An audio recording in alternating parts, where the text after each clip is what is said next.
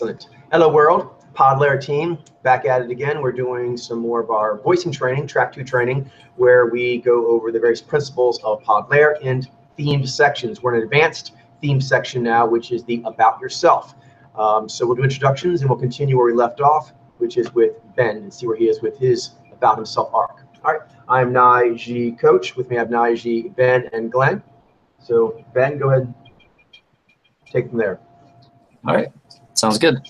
So since last time, what I've been doing is fixing and basically making changes based on feedback that I got from the last time I went through my beats, and then I'm going to go through.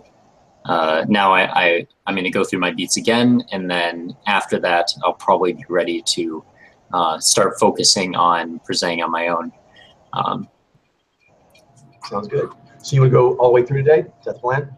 Yeah. I think we can probably do that. I've already gotten a good amount of feedback, so it should be. I think we should be able to do that. Is Mitchell going to be here today, by the way, or is he still busy? Or okay. I think he might be here today. I'm not sure. Okay. All right. He sent me an email about some change of direction, some of the spiritual dialogue he and I were having. So he may be, I don't know, he may be kind of pursuing something right now in his head. I'm not sure, writing something, I don't know. Okay. Well, I'm sure we can include him when he gets on here and stuff. So. All right. Sure. I am a self-taught seeker of highest truth, a programming artisan, political enthusiast, gaming enthusiast, and statistics nerd with a profound interest in the human qualia phenomenon and the role that it plays in existence. I am also an unemployed workaholic. When I am not in school, the vast majority of my days are spent either learning about a skill set or directly using it for one of the main projects that I'm pioneering. I am a perpetual seeker of new skills and abilities that can be used for my craft.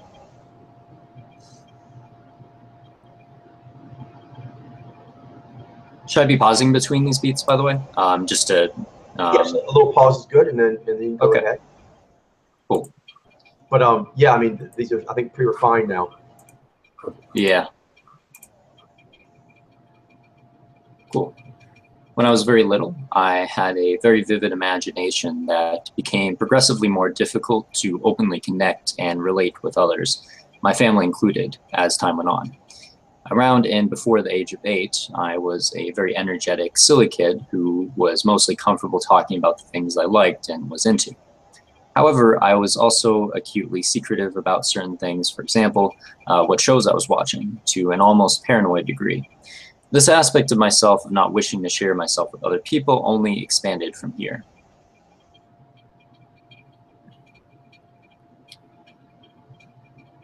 One major challenge that I had growing up was that because of my dad's change of work, I had to move and leave my school and friends multiple times. Once when I was 8, the other when I was 12 to 13. On top of this, within the same time range, there were several psychological issues that multiple members of my family had, which I was previously unaware of. This was unsettling and had the negative impact of making me dramatically more disassociated with the world than I had been previously.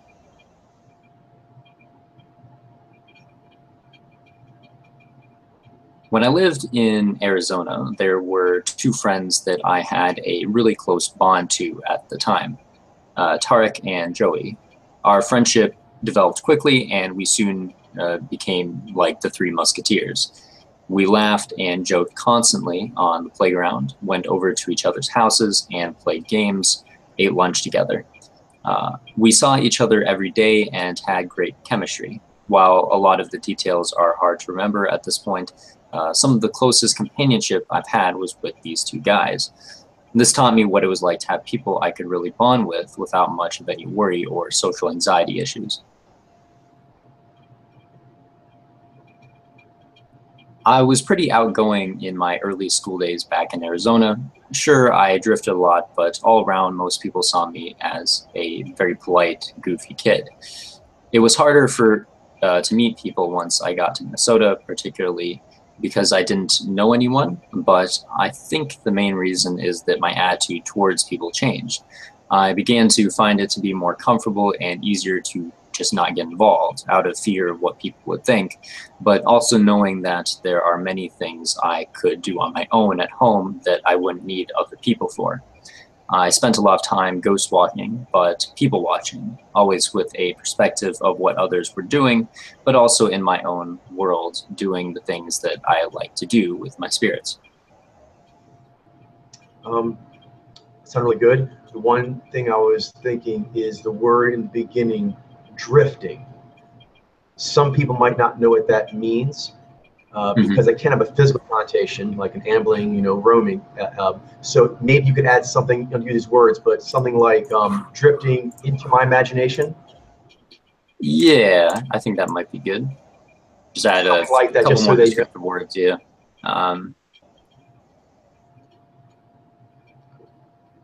Let's see here.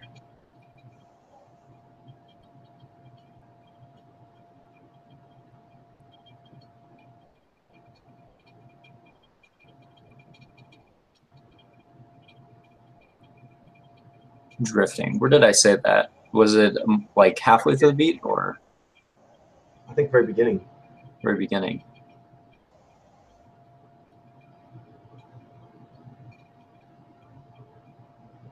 Maybe sentence 2. It was harder to meet people, partially because I didn't know anyone. Let's see. You're like, sure, I was drifting. Oh, yeah, you're right. You're right. It was at the beginning of the second sentence. I accidentally skipped over it. Yeah. So I said, sure, I drifted a lot. Sure, My imagination. Right, yeah, drifted into my imagination. You say drifted a lot. That lets you know that you are in your head a lot. So I think if you can keep everything the same, just add those 3 words. Yeah, I think that'd be good.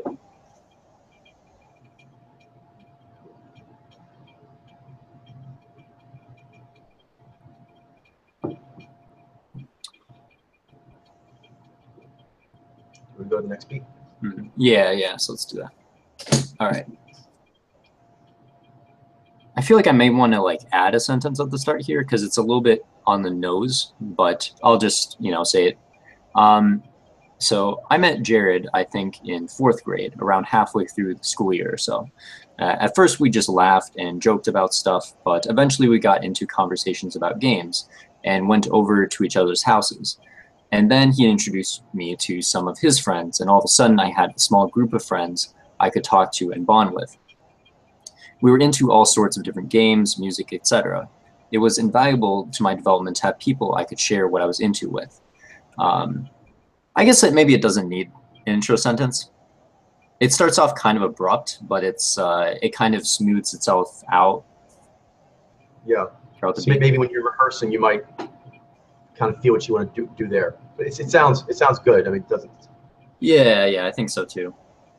Yeah, because like when I first read that first sentence, I'm like, oh, that might be a little bit on the nose. But then as I read, I'm like, yeah, it kind of works. So I don't know. So I'll just make a quick comment, like, maybe smooth out first sentence. I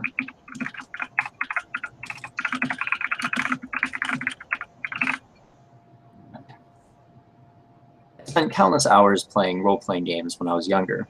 Something about always getting the next step or the next level was very motivational for me because of the implications of where that might take me in a massive world with so much to do. My imagination about what I could do in video games was totally out of the scope of reality, as I didn't have much of a sense of the limitations of video games and the very real costs and factors that would cause a game to not literally have everything that one could hope and dream of. But I thoroughly enjoyed and learned a lot about life and the human condition through the imaginative exploration of these worlds and leveling systems. I developed a stronger connection to Podlair through playing these role-playing games.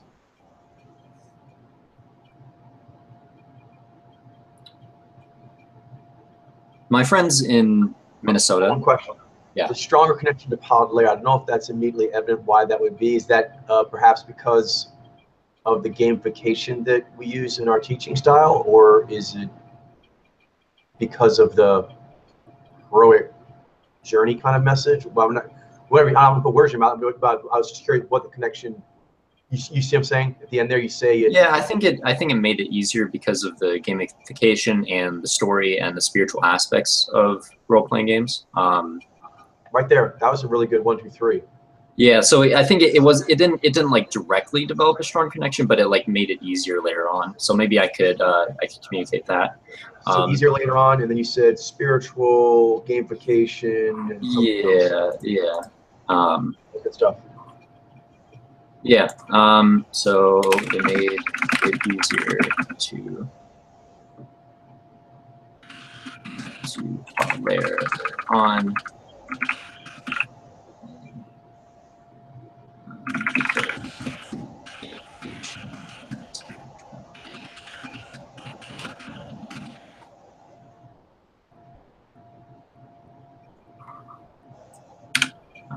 Cool. My friends in Minnesota in around 5th grade were really into an extremely popular browser MMO game called RuneScape. The game is very repetitive, but makes up for this by including a massive character sheet of around 25 skills, each of which typically take people several months to master. I've spent a good 153 days of my life playing on my main account alone, with the sheer escapist immersion I had in my childhood and early teens exploring this massive online world and finding all of the different things to do in it. As games often do, RuneScape has given me invaluable written communication and technical problem-solving skills, as well as a fascination and love for open worlds, fantasy, and role-playing that I may not otherwise have to the degree that I do now.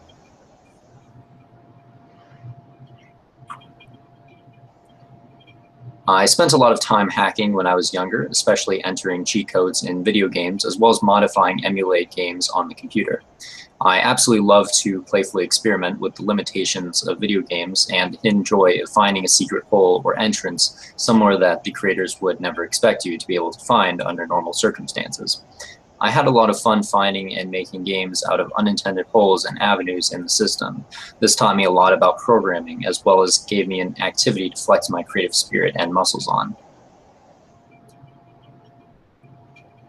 I've always enjoyed the unexpected nature of playing games. If a game is played for too long without variance in outcomes, the game becomes boring for me rather quickly.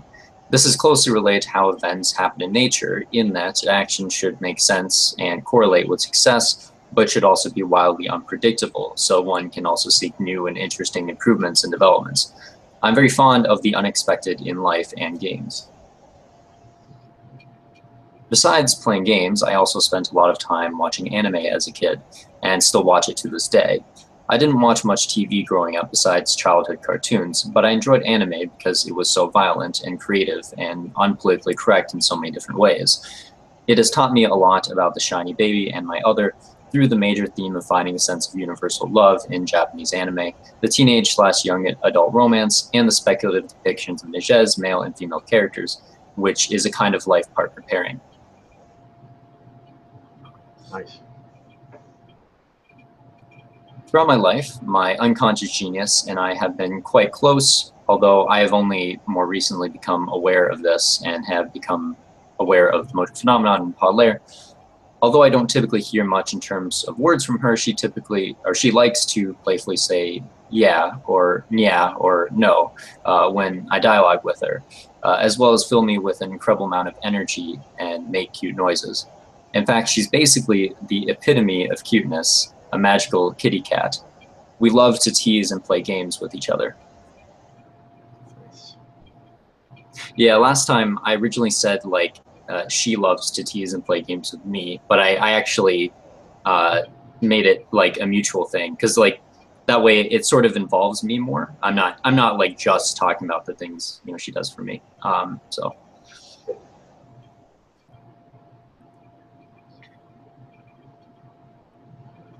I got into YouTube in 2006 to 2007 at about the same time I was really getting into RuneScape. I was really into watching other people play video games, RuneScape as well as many others, which expanded my media virtual village a great deal as I became familiar with all sorts of different people and music. This gave me entertainment value in exploring all of the different ongoings of the internet within the media areas that I was interested in, notably gaming. This helped segue into expanding my virtual village even further into other areas using YouTube and other internet databases. I enjoyed it because it was fun to ghost walk, and the unexpected nature of watching other people play was very interesting to me. As time went on, especially due to the suggested videos feature on YouTube, I became more familiar with internet culture in general, branched out to other forums and areas besides YouTube. This includes politics, atheism, typology, music, anime, and many others. In short, my connection to YouTube gave me an avenue to search the web for other forms of media, which gave me a knowledge base that I could eventually channel into Podlair. In fact, the very way in which I came across the human quality research project I'm a part of was on YouTube.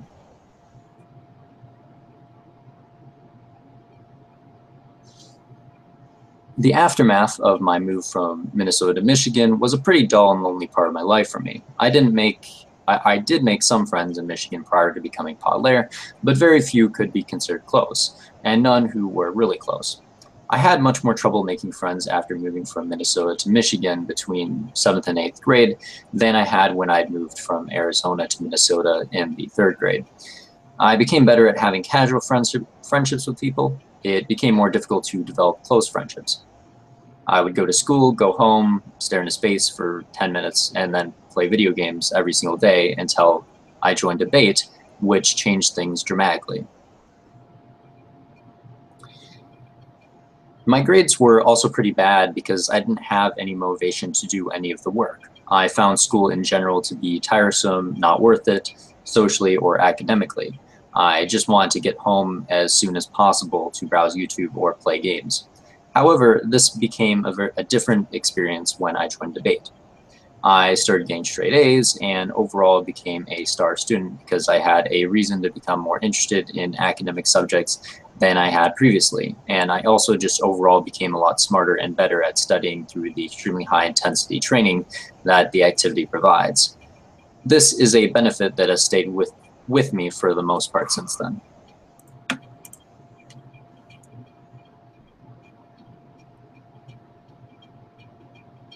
When I first got to university, I wasn't sure what I wanted to take or what I wanted to do, so I took calculus thinking that I would probably eventually decide to go into a STEM field that required it. I ended up dropping the course because I had fallen so far behind from not understanding the formal definition of a derivative. This gave me a strong sense of doubt in my abilities when it came to mathematics, and thus I began to doubt whether I should consider going into a STEM field at all. After spending a summer learning about all of differential and most of integral calculus on Khan Academy, I retook the course and succeeded massively. This gave me a lot of energy and inspiration that I channeled into my skill in programming and my heroism in general.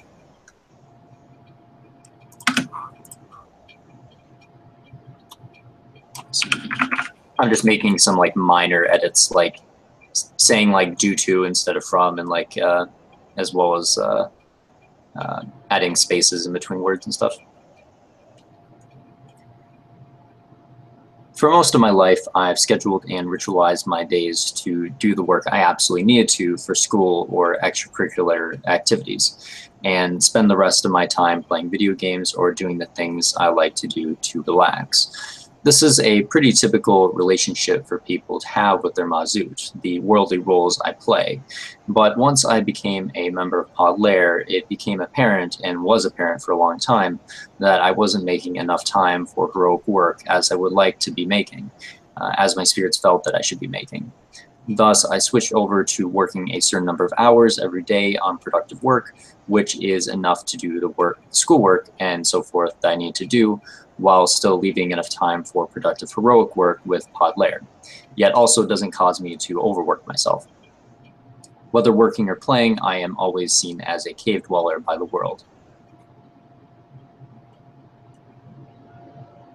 I did various public speaking activities, including debate, Mali United Nations, and extemporaneous speaking on various political topics. This greatly heightened my overall bearing and confidence when it came to speaking what I'm thinking about on any given topic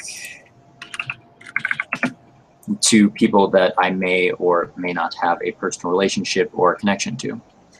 I became more intensely interested in various major social and political issues that are of great impact to humans today, and also developed much stronger reasoning skills than I had previously. I still benefit from these skills as a programmer and Pod Layer practitioner today. I enjoy hanging out with my Pod Layer friends in various ways, including Google Hangouts, casual conversations in our Underground Temple Facebook group, as well as private messaging and emails. It's great to have people to bond with that you actually have a meaningful, heroic relationship and connection to. Instead of just having conversation and enjoying time together just to have that connection and energy for the sake of having it, that conversation and connection is a part of a greater heroic story. So the fun and enjoyment can be augmented by the purpose, and the purpose can be augmented by the fun and enjoyment. Last year, shortly after completing my first introductory courses on programming, I began working on a human quality recognition collage training application called the Sample Surfer. I then erected a website that the Sample Surfer uses, providing collaging and database navigation without needing to download an application. These projects are basically my life right now and consume the vast majority of my life when there isn't other work that I need to do. I am extremely passionate about building new tools that will benefit the heroic cause. Question. And maybe this is on purpose, which is totally fine. Did you use the word life twice close together? Was that my imagination? Let's see. Towards the end there? Let's see. So I said... Somebody takes up much of your life? These projects are basically my life right now and consume the vast majority of my time when there isn't other stuff that I need to do. Or there isn't other work that I need to do. So life is only used once? I believe so. I guess I can look at the previous sentence too. I then erected a website that the Sample Server uses, providing collaging and database navigation without needing to download an app. I am extremely passionate about building new tools that will benefit the heroic cause. Yeah, I think I said life and then I said time. Okay, then my imagination, that sounds great then. Cool.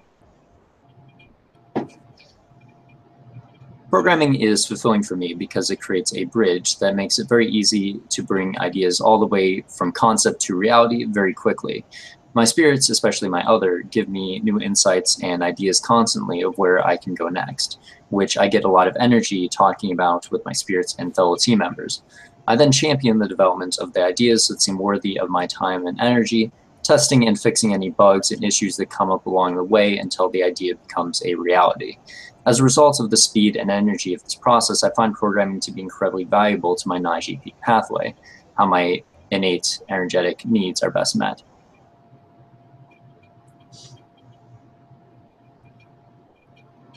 With the work that I've done on the Sample Server and the website and the energy and inspiration that programming gives me in general, change there, I have developed a sense of destiny that this should be what I do for the rest of my life.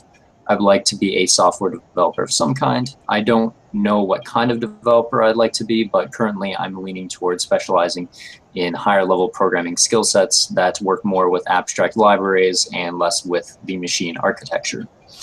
That is so far what I have found most inspiring and fulfilling when it comes to programming. I don't really have any plans to attempt to go out and find a romantic partner. The reason for that is not that I'm not attracted to the idea, but rather that I am a very busy person with many heroic visions and goals in mind that I need to be able to fulfill. Considering that it is a given that I will eventually need to obtain a job, that simply doesn't give me much room for another person in my life.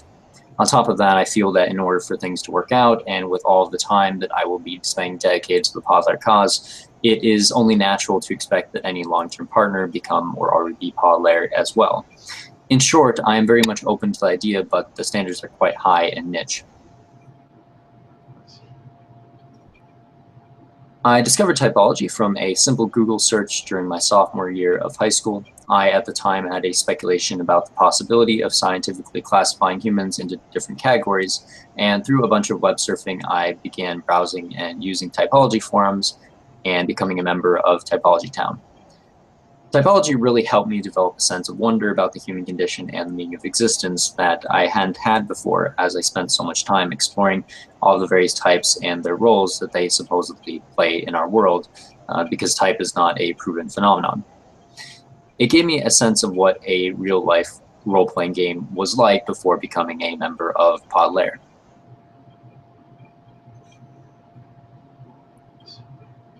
During the summer before my junior year of high school, I was browsing YouTube for most recent MBTI videos, and I came across Ademus's Dismantling Typology MBTI video. I was happy to see it because I was looking for a serious opponent of the MBTI for some time now, and had already shared and understood many of his criticisms.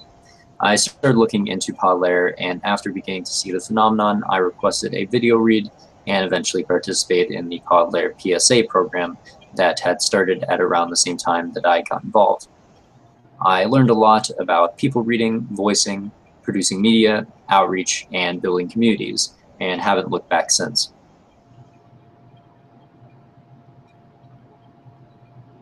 Having the responsibility of reflecting on and updating your opinion. Oh, whoops! That actually was that wasn't actually the beat. That was like a little title I gave to the beat. Yeah. Before coming to Podlair, I had the mindset, as many people do, that the way that whether the actions I took in life for me personally were right or wrong, and how I developed myself as a person, whether that was right or wrong, was up to me, and people couldn't say otherwise about that, and that I should just be happy with what comes of that. This mentality met a rude awakening when I became a member of Podlair, because it became apparent to me that I should always be striving to improve myself in whatever way that I can, whether that be my opinions, remolding and updating my mental models, as well as improving my heroic character and personal development. Always being open to questioning every action and heroic call that I make and am responsible for. Another challenge for me was feeling the weight of my own becalment. When I was an NPC, I sort of just accepted that my life wasn't going to have much of a significant impact on anything. The becalment doesn't shake me up so much in a direct way. Typically, as well, it certainly mattered to my peaking and development. I was so much more asleep to what was going on with the human condition and my power and potential in existence that I ended up not noticing it as much. What happened to me after I spent a significant amount of time as a Podlair practitioner is that my higher spirits started treating me more harshly because of my becalment, my lack of action and initiative to use my energy for heroic good. Of course, I was doing the routine stuff, like attending hangouts, but my higher spirits have much higher expectations than that, which is for me to give it my all every single day.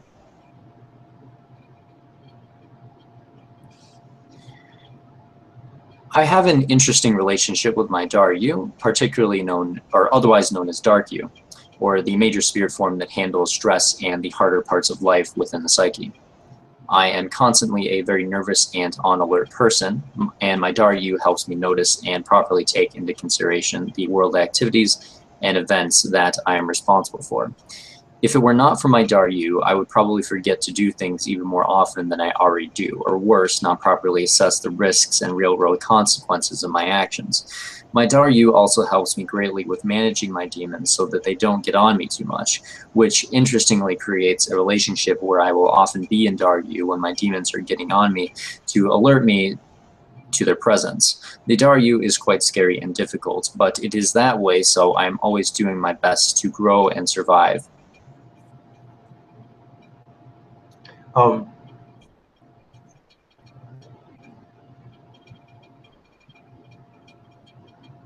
Would you object to flipping? Oh, I actually, by the way, I actually do have it the other way around. When I read it, I happened to look ahead a little bit, so I read grow first, but then I realized that, so I said survive. But yeah, okay, I actually, the way I have it exactly written here is survive and grow stronger. Yeah. So yeah, I accidentally said grow and was like, oh wait, I need to say survive, and then that's where it ended up. Yeah. So Yeah. Nice. I've had a close connection to my other for as long as I can remember, but it became really heightened when I learned that, well, she was there, as well as what mojo she is. That really taught me a lot about what was going on with my higher spirits in general, and about her in particular. It feels very empowering to know that there will always be a metaphysical lover there with you through the peaks and the valleys, the good times and the bad. She is my ultimate fangirl and magical kitty cat inspiration. Yeah, this one is very similar to the beat about my other, but it's actually in the benefits section of my beats. So it's sort of more like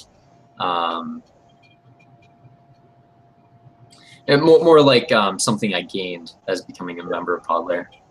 So they both are good, because one is talking about the process in general, and here you're talking about how you gained in that process. Yeah, I agree. I think that's good. From being a member of Podlair, my intelligence has developed in many ways.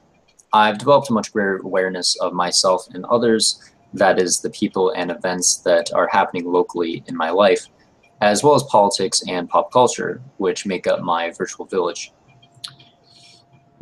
I've also greatly expanded my understanding of science, reason, and logic, largely contributed to by Mitchell and Ademus, but also because of Podlair's overall highly rigorous approach to seeking truth and discovering the human condition and the meaning of existence. I've also become more spiritually intelligent, as I've learned about the rituals one needs to undergo in order to enact their peak pathway effectively, as well as all of the various spirit forms that one dialogues with on this journey. I'm hearing a little bit of feedback right now. My bad. Maybe I'm mute. Okay, thanks. I think I was tapping my feet, but I'll mute anyway. Okay. No, not like I was kind of grooving along, but that may have been what it was. Yeah, I don't know. Either way, I guess. The Fumasta is that gone now? When I mute? Yeah, it's gone when you mute.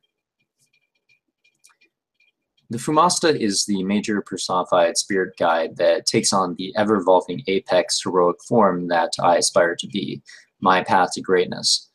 My Fumasta tends to be summoned in general when I feel myself moving towards greatness, and particularly so when I am listening to music that summons that kind of spirit, or I am having a vision about my story where I am on a path to greatness in some way. It is an experience that I really have to earn. If my spirits and I are feeling becalmed, or I am not being as heroic as I could be in some other way, I simply won't be dialoguing with my Fumasta as much, and having as many grand visions about my destiny as a hero.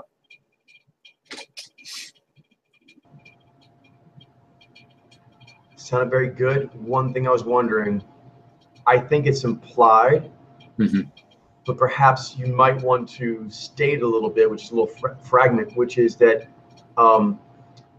you said you won't get as many heroic visions. Yes.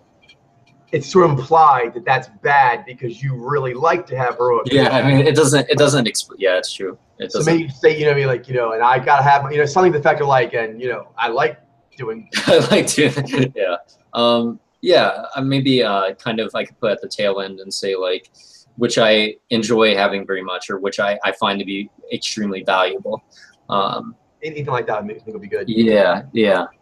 Let's see here.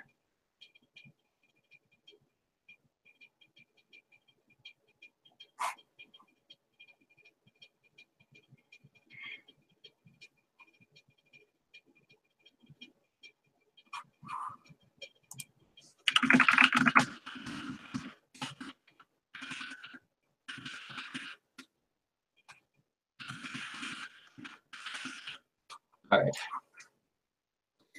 I've been working on an application called the Sample Surfer for the past year now, which is an incredibly powerful picture collaging video game that is super useful for advancing one's human qualia reading training.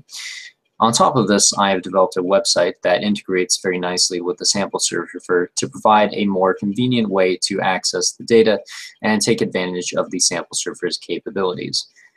Now, I am integrating the sample server further to turn the website into a full-blown human quality reading teaching platform that will be capable of taking anyone from beginner to advanced.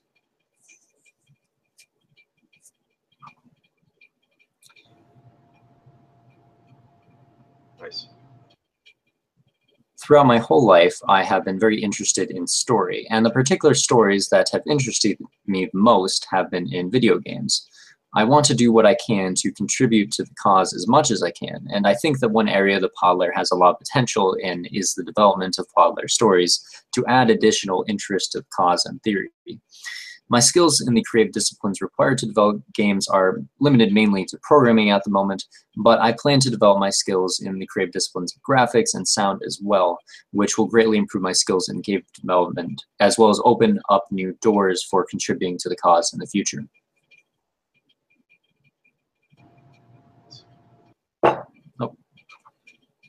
Artificial intelligence is extremely trippy stuff, both in practice and in terms of its implications. Deep learning is what I'm most interested in, which I don't have the resources and time to work on currently, but I will certainly be looking to begin studying this within the next few years. It is technology that is at the cutting edge of AI, and combined with image processing, can be used to identify any object classification in uncropped images with incredibly impressive accuracy. Human quality recognition may be closer than we think, and I am very excited to get involved with this as soon as I have the time and the resources to be able to do it.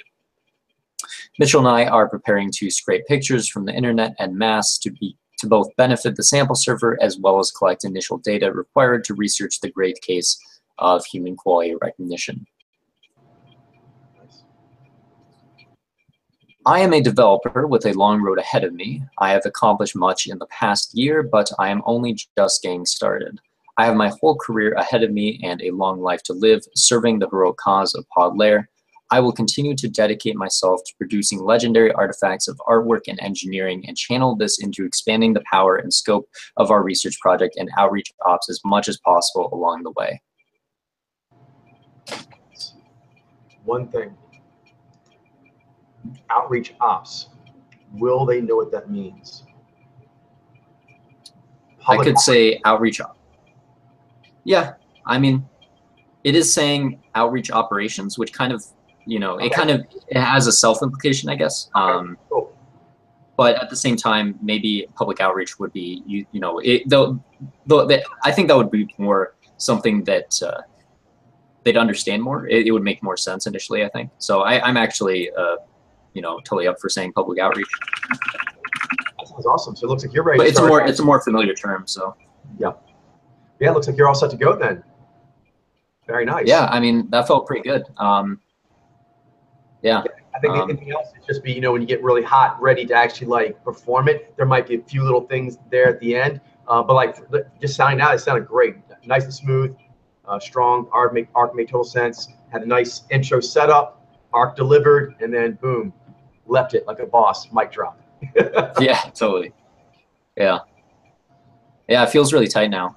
It's nice to look at it and not like, because like before it was it felt kind of messy throughout this process, like having all these notes everywhere to change stuff. But now it feels really good. It's like, it feels like, because like, it's kind of like, okay, you, kind of like a wood shop, like you're making, this fancy little object out of wood or something. And then you have to make all these changes and stuff. But then you smooth the dust off, and it just looks really shiny and pretty, So.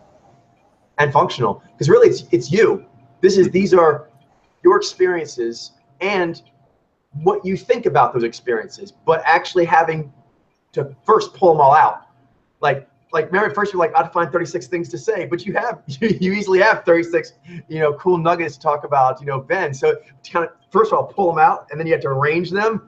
And then you start to massage them, and at the end, it looks so much prettier than it started. But that all came from you, because that's like the kind of making it like a samurai sword, like we talked about, or any kind of forging, is that ore that eventually came to be that.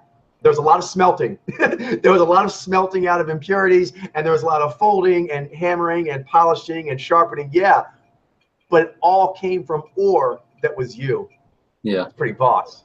Yeah, that's something I just find like really fulfilling about just creating stuff in general. It's you know, it's a long process, but it's like so rewarding. Like as you go, like once you've like to spend like all that time and energy and just have like this beautiful project that it's all, you know, like basically all came from you. An artist, you always want to look for new things to do. You know, it can be engineering, it can be painting, it can be, you know, vlogging certain things. There's all kinds of ways of doing it. But you'll notice a theme.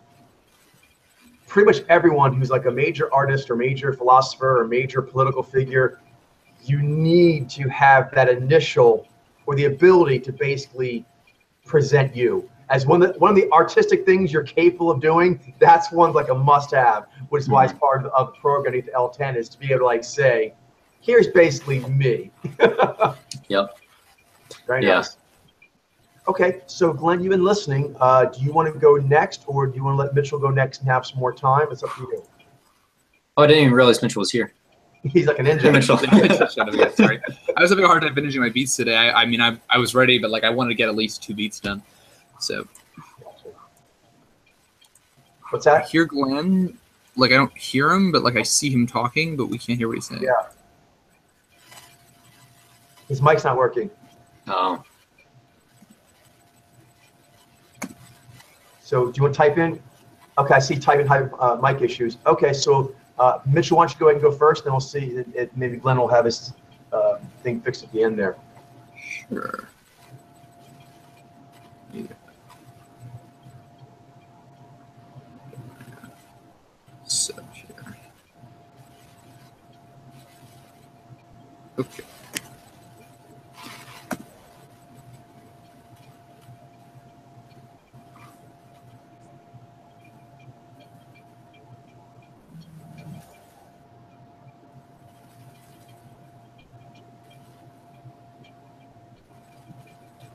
Yeah, now we're getting into 2 more beats. I'm still kind of deciding exactly what I want to say on these because it's a very important topic to me, but it was like my journey into typology and stuff. And all the stuff that's wrong with that. Maybe you guys will have some thoughts on that because I know you've gone through similar.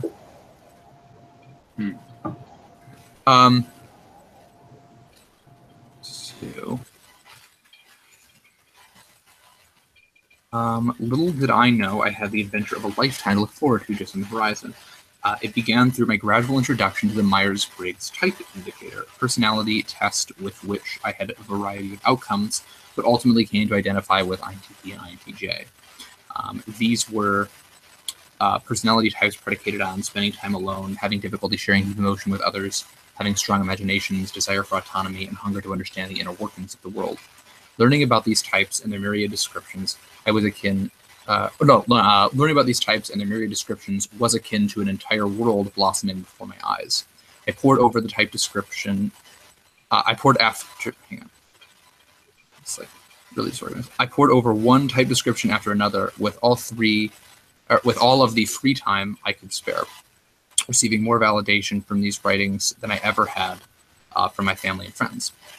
I bought every book I could get my hands on: Lenore Thompson, John Beebe, Vicky Joe, and the work of Carl Jung himself, and much more. I haunted the hallowed halls of Personality Cafe, Celebrity Types, INTJ Forum, and INTP Forum, looking as I came ever closer to piecing together the puzzle of myself and the strange, unforgiving life I found myself in. Never quite managed to settle on a type, oscillating between INTJ and INTP based on the whims of the descriptions I came across. Despite this lack of closure, I could finally feel... Could you go a little slower? Can you say the last sentence again, just a little slower? Sure. I never quite settled on a type, oscillating between INTJ and INTP based on the whims of the descriptions I came across. Despite this lack of closure, I could finally feel at home in my otherworldly and studious interests, and my low energy for worldly pursuits, and on my insistent desire to be left alone in my privacy. I could even see why my parents were so different from me, since as censors, they never had any hope of understanding me, or so I thought.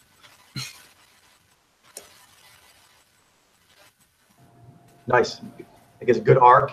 And leaves off a little mystery there at the end. It's nice. Yeah, I wanted to put that because I originally was sure I was going to put that in, but then I'm like, if I don't, like, it might actually sound like I still think that. Yeah. Like, if I don't, so I should probably, like, qualify that. Yeah, that was a great ending. That's perfect. Because they're really not, and there's really no such thing. But that's a very common theme in typology, thinking your parents are censors. And that's why they're not understanding it. All right.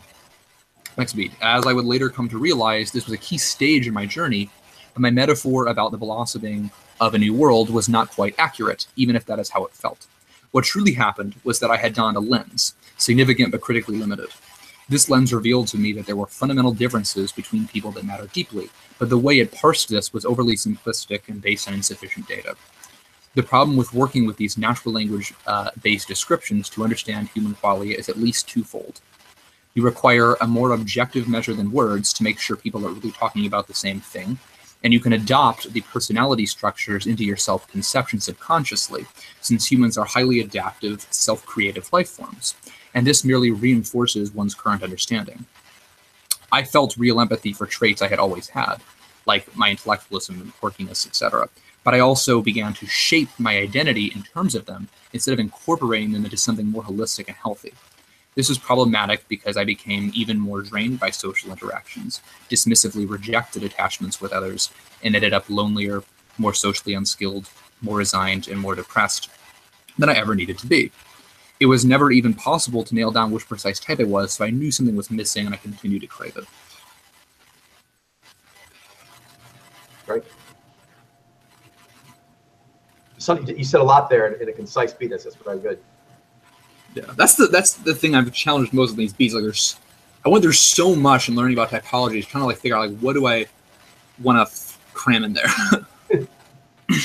Yeah, the best way to think of it is, and myself, I think it's Nige, and probably I'm guessing maybe hunters in general because they like to monologue.